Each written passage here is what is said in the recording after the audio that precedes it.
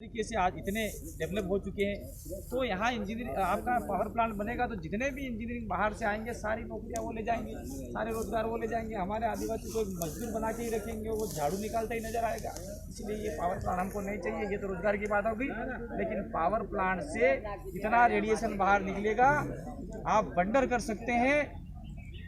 Hiroshima और Nagasaki पे जो बम हुआ था, उस बम के अंदर मात्र 1 MB का था, इतना सुनना है शायद 2 MB का होगा। तो आज तक वहाँ घास नहीं हुई हिरोशिमा नागासाकी के ऊपर।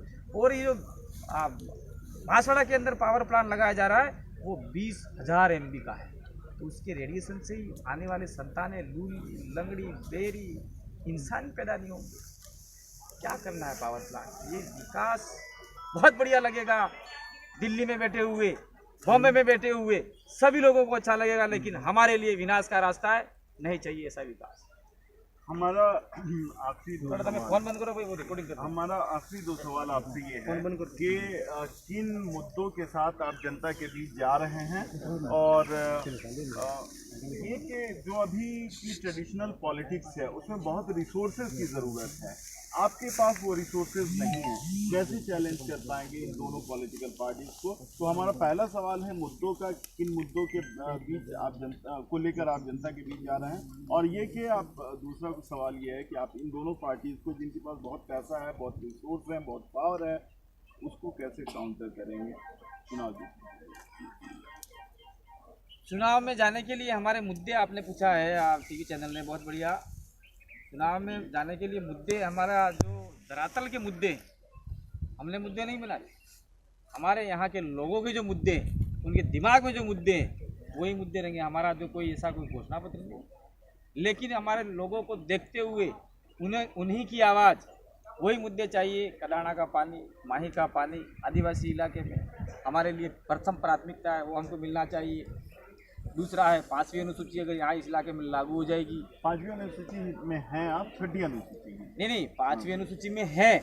बेशक आप भी 5वीं अनुसूची में खड़े हैं, और आपको भी यहाँ आने के लिए परमिशन लेनी चाहिए इस गांव के कमेटी से। यह 5वीं अनुसूची में लिखा है, लेकिन आप हमारे मेहमान हैं, ये हमारा एक व्यवहार है कहने का।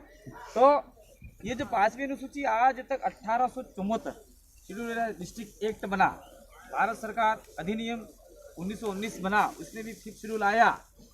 भारत सरकार अधिनियम 1935 सेक्शन 91-92 में आया, और आपका देश का इंडिपेंडेंट एक्ट बना।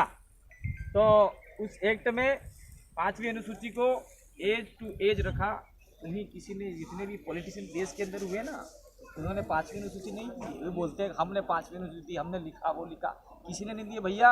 अंग्रेजों से लड़ झगड़ के, फाइट करके, फ्रीडम फाइट करके अपने नेतृत्व में आदिवासियों ने 5वीं अनुसूची को लिखवाया है, और आज तक 5वीं अनुसूची धरातल पे लागू नहीं कर पाना, ये हमारे लिए और इस संसद में बैठे जितने भी सांसद हैं हमारे, उनके लिए शर्मनाक का विषय। अगर देश के अंदर 5वीं अनुसूची हमारे इलाके में 10 राज्य में है, लागू नहीं हुई है। इसलिए अगर हम ये बिल प्रदेश का नाम ले रहे हैं, अगर आने वाले समय में बिल प्रदेश बन जाता है तो 6ठी अनुसूची सीधी शॉट उनको देनी पड़ेगी, और 6ठी अनुसूची में हम लोग जाएंगे और हमारा काम होगा। भाई हमारा फाइनल क्वेश्चन कि रिसोर्सेज आपके पास नहीं है, कैसे चैलेंज करेंगे आप इन दोनों पॉलिटिकल पार्टीज को? रिसोर्सेज तो हमारे पास मैं स्वयं BPL परिवार से, ये सारे BPL परिवार से बोले। रिसोर्सेज मतलब हमको ये गांव में फील्ड में दौड़ना, यही हमको चाहिए ना। अभी चुनाव के लिए